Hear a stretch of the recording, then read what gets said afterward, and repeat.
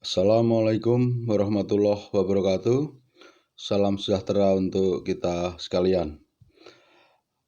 Kita jumpa lagi dalam pembelajaran jarak jauh secara online. Mata pelajaran IPA kelas 9 semester 1, Perkembangbiakan tumbuhan angiosperme. Untuk menghemat waktu, langsung saja kita ke materi. Perkembangbiakan vegetatif pada angiosperme atau berbiji tertutup. Perlu kita ingat kembali bahwa perkembangbiakan ada dua jenis, yaitu vegetatif dan generatif. Kita akan bahas dulu perkembangbiakan vegetatif. Perkembangbiakan vegetatif alami. Yang pertama atau A, rizoma. Rizoma adalah sebenarnya batang yang ada di dalam tanah. Kemudian tumbuh tunas pada ruas batang di dalam tanah menjadi tumbuhan baru. Nah,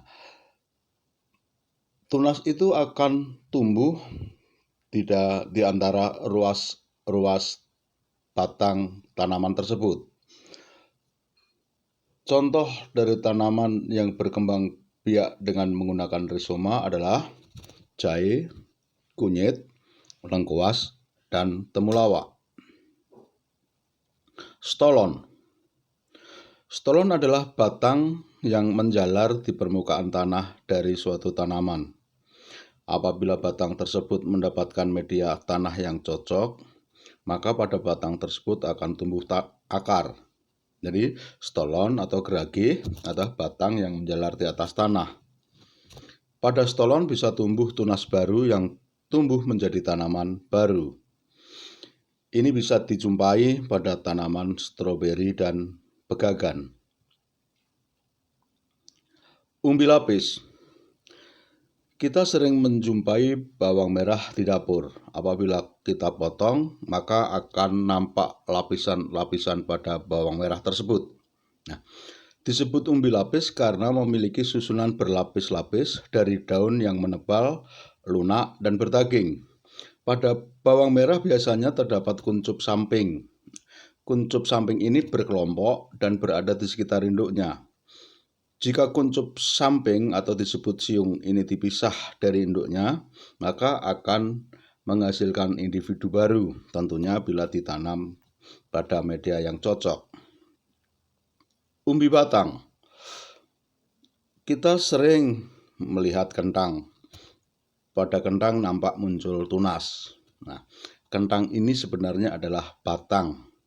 Jadi, kentang yang sering kita makan sebenarnya adalah batang yang ada di dalam tanah untuk menyimpan makanan.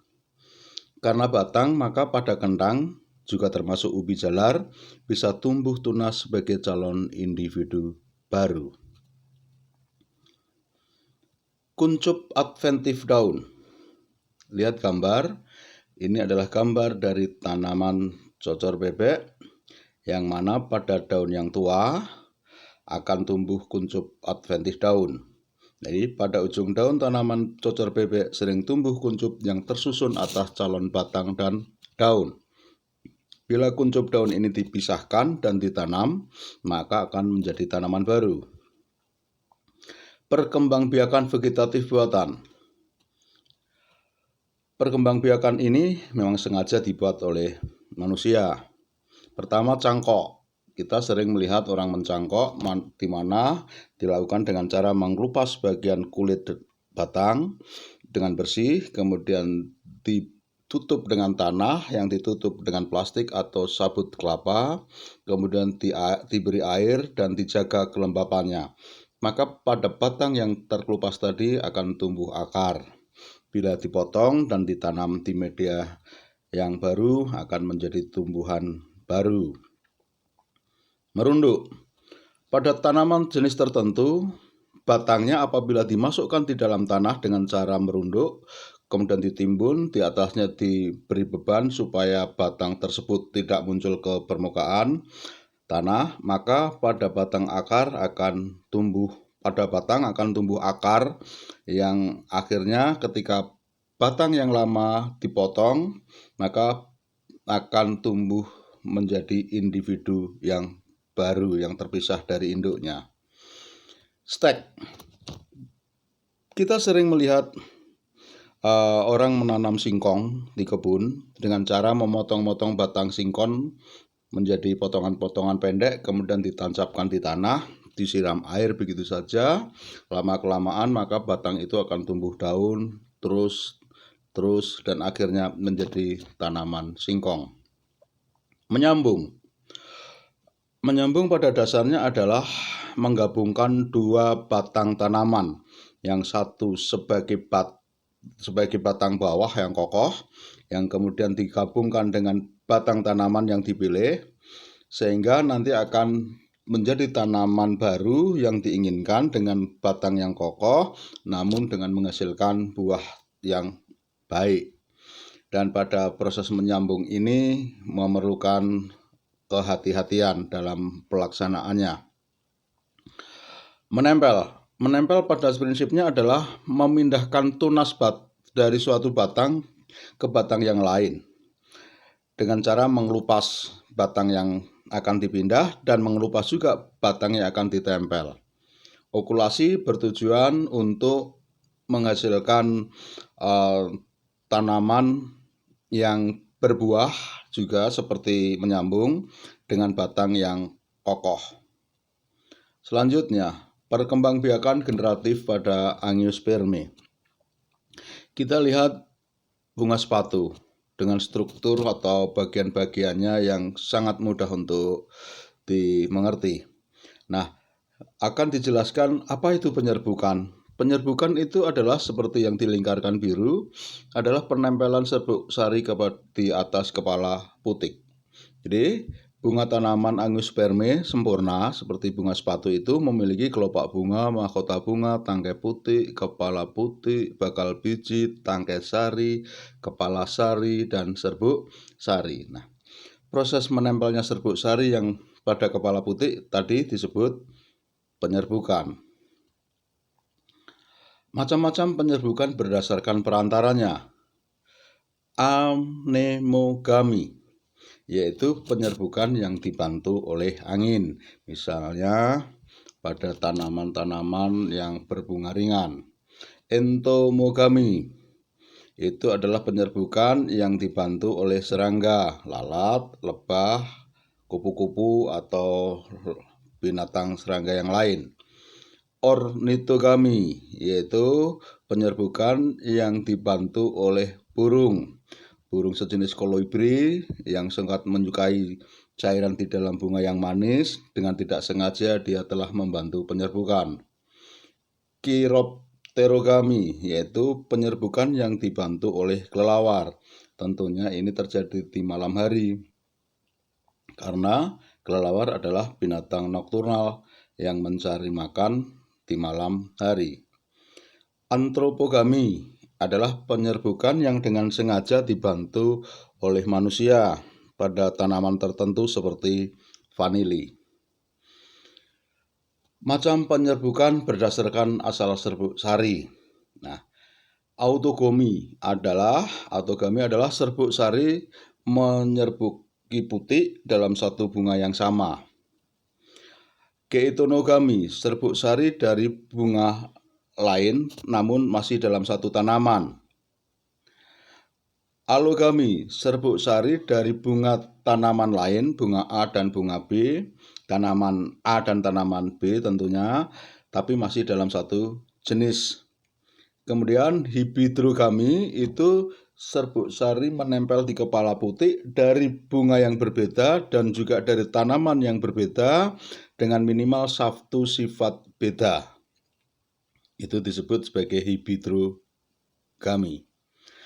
Pembuahan atau dalam bahasa biologi disebut fertilisasi. Kita lihat ini adalah bagian-bagian dari dalam bunga di mana ada kandung lembaga, kepala putik yang di atasnya menempel serbuk sari yang akan tumbuh ke bawah gitu.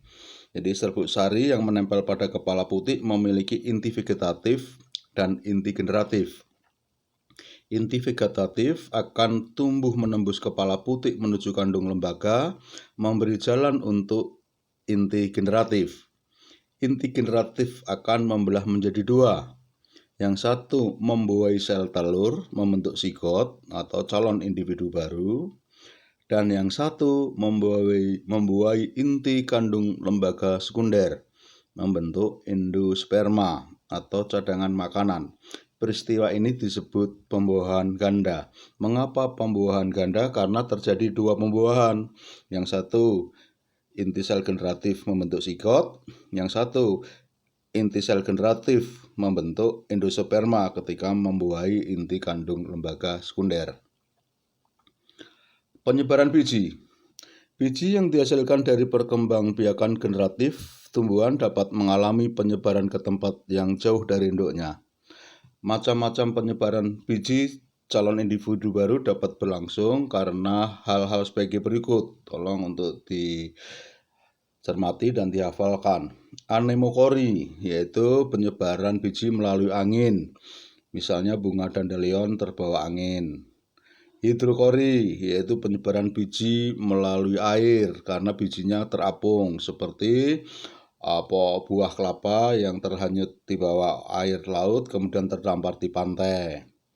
Lantas zookori, yaitu penyebaran biji melalui binatang. Contohnya adalah musang memakan biji kopi, tidak bisa dicerna sehingga keluar bersama kotoran masih butiran kopi dan bisa tumbuh di media yang cocok menjadi tanaman kopi baru. Antropori adalah penyebaran biji yang sengaja dilakukan oleh manusia dari satu tempat ke tempat yang lain, tentunya dalam rangka budidaya tanaman. Nah, ini semua tadi adalah perkembangbiakan tanaman angiospermae. Kalian ulang kembali, kalian hafalkan, kalian pahami. Kemudian untuk mengetahui apakah kalian sudah menguasai, silahkan mengerjakan soal yang ada di Google Classroom. Nah, soal ini adalah soal pilihan ganda yang akan kalian kerjakan dan langsung kalian akan bisa mengerti berapa nilai yang diperoleh. Selamat belajar dan tetap semangat di masa wabah COVID-19 ini. Semoga Allah selalu melindungi kita.